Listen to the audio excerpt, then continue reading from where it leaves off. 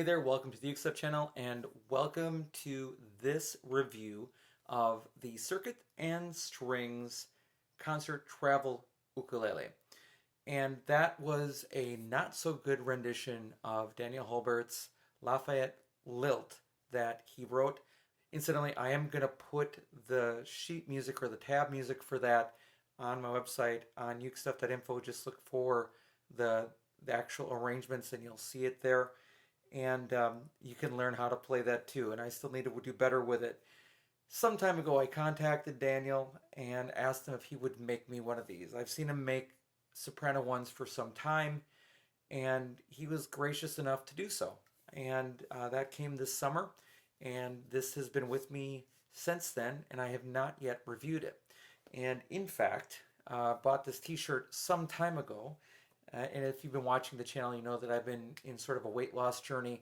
And this extra large is way, way too big for me now. I was saving it just the first time to wear it for this video. So, side note, if you are interested in a Circuits and Strings green t-shirt, size extra large, men's, I'm going to put a Google form temporarily on the description part of this video, and I will wash this and send it to someone that is interested. I'll do a drawing and get it to somebody that would like to have a size extra large. I will go and buy either a large or medium shirt to wear then. I've been saving this just for this review, so unfortunately I've shrunk so much that it's ginormous on me now. So with that in mind, what I'm going to do in this video is some of the things that I normally do. I'm going to go over some subjective issues with the instrument. I'm going to go over the specifications, and then I'm going to give it a full summary and a UkeGuide review.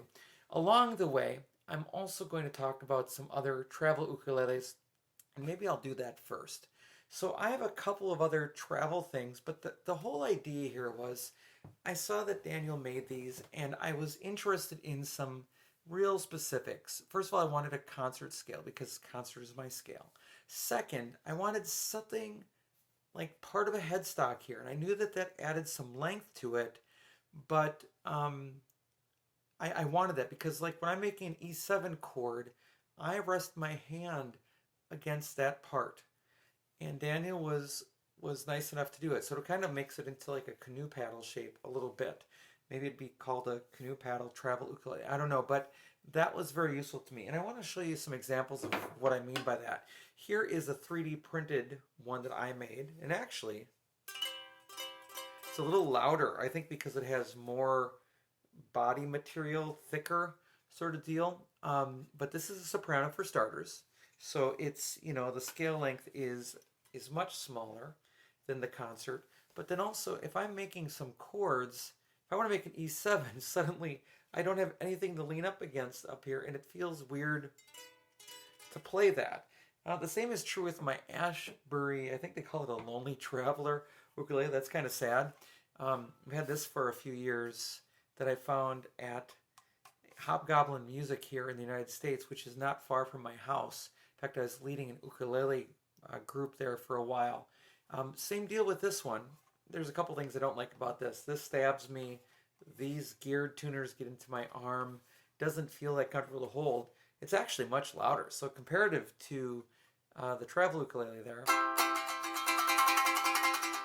there's quite a bit of volume out of that little box. But once again, if I want to make an E7, what am I doing? My hand is completely over the top of the instrument. So that was the big thing. And then I didn't need electronics. The whole point is I end up doing much of my work, and in fact, as I'm recording this, it's 12:15 in the morning. So I do much of my work late at night while the rest of my family is sleeping, because either I've got work during the day, my wife works early in the morning, so she goes to bed very early, and then of course my sons are in school, so they need to have a decent bedtime. So I do much of my work in our basement late at night, and I need instruments that I can either be working with that are nearly silent or very, very quiet, and this is exactly what I needed.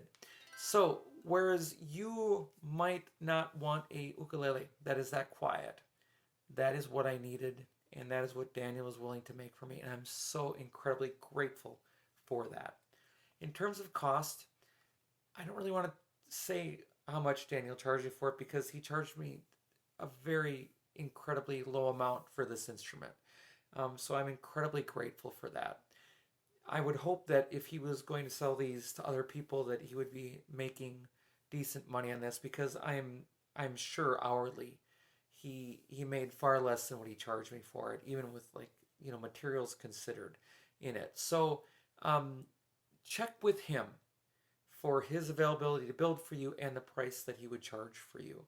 Um, and therefore, that makes the value of this priceless to me. This instrument is priceless. It's almost irreplaceable. The only thing I'd replace it with is another instrument that Daniel would make for me. And we'll talk about the things that I would do on a version 2, which I have really no intention of asking for because this fits the bill. But if I did, I'll tell you when it comes to the issues at hand, which are very, very minor. The build quality is excellent. The build appears flawless for a handmade, custom-made travel ukulele.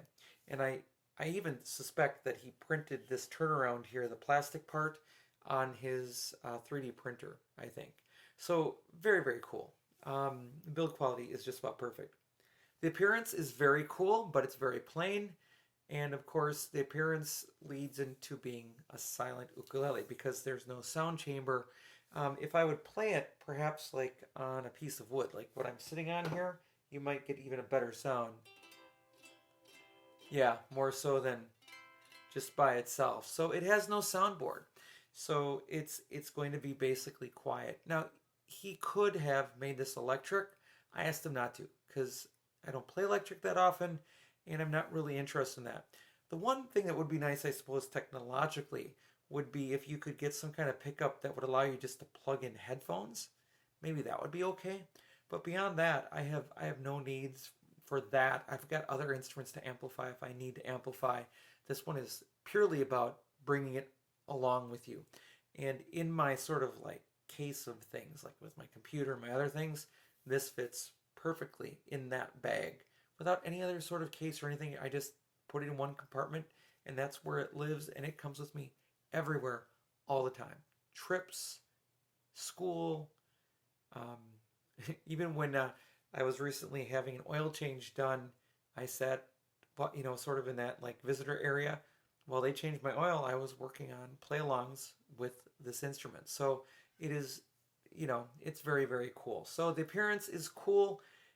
Again, sort of a paddleboard shape. It's plain, but it is 100% about function here rather than sound. In terms of availability, you're going to need to check with Daniel to see what he would be available to make for you, and again, what his pricing might be. In terms of playability, it's super playable. It has about a 38 millimeter nut, a little bit shorter than that, and it is perfectly set up. In fact, very, very low action, maybe even lower than perfect, which is just fine because, again, very easy to play and you don't have to press very hard to get the results that you want out of this instrument. So it's super, super playable. Now, is there anything that makes it not playable? Yeah, here's the one thing. And Daniel and I have already discussed these things. So these circles here are where the strings mount in to come into the instrument, and then it goes over this metal bar that acts as the saddle, and then it goes around a turnaround to the tuners on the inside, as you can see there.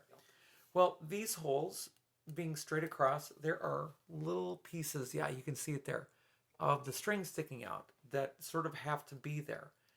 Not much you can do about that, although, maybe I could try tying it backwards and pulling it through. That's a possibility, like looping it over and pulling it through when I change the strings. I haven't done that yet. But if these holes were drilled at like a 45-degree angle and the little tips were pointing up, I would never hit them with my hand, but occasionally I do.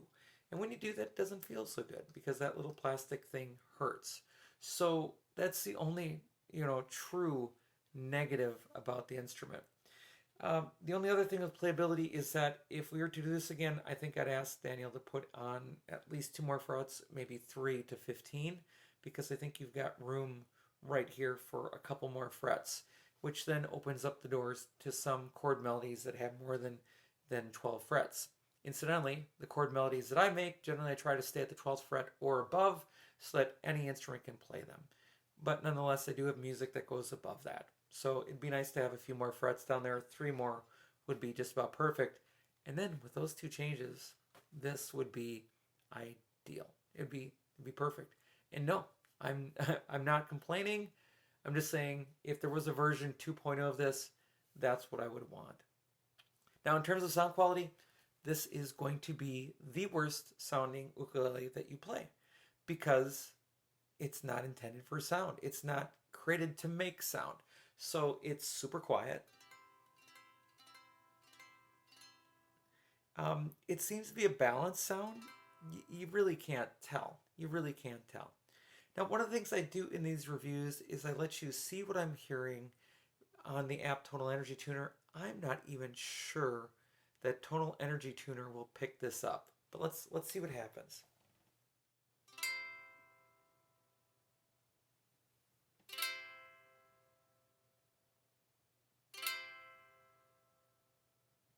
Yeah, ultimately, there's not a lot there to hear. It does seem to be balanced, I'd say. Um, again, the volume's not there. There's some sustained, which is amazing for not having a soundboard at all. But really, again, sound is not what this is about. It's all about portability. All right, let's go into the specifications then for the instrument. It is a concert scale ukulele. It has a scale length of 15 inches exactly, and it has 12 frets. Again, one of the improvements I'd make on a version 2.0 would be 15. It does have side position markers. Love that. And it's what I would call a travel ukulele, or I'd call it a canoe paddle, one of the two. Although you certainly wouldn't get much traction paddling with that. The soundboard, none. The back and sides, none. And by the way, Daniel asked me if I wanted that for some extra sound. It's like, no, I actually want this to be basically silent. It's all maple. So the fretboard is maple and it's all one piece of wood. The bridge is really a metal turnaround, although you could call also the bridge that plastic turnaround. It's all part of the same deal. Maybe that'd be the saddle and that'd be the bridge. So then maybe you'd say it's a 3D printed turnaround. Either way, it works for me. It's not a radius fretboard. That'd be an interesting addition to it. A slight radius to that. That might be something in a version 2.0 to consider as well.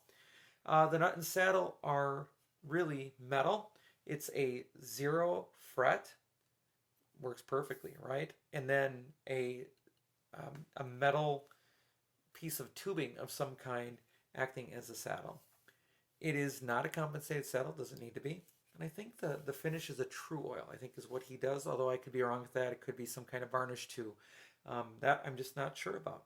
The overall length is 19 inches and it weighs 12.7 ounces, so it's super easy to travel with, and I can bring it with me literally anywhere. Car, plane, you name it. The tuner type, this was a request of mine, are the Graphtec Ukulele plastic ukulele planetary tuners. And they work great and been no problem. And they have been in a bag and jostled against and everything else, and they're holding up great. I know there were some early Graphtec tuners that broke. These are doing great. Graphtec did address some issues, and these appear to be the case. I now have a couple ukuleles in addition to this one that have those, including my Magic Flea that I put these on as well. The action at the first fret is less than 0.5 millimeters.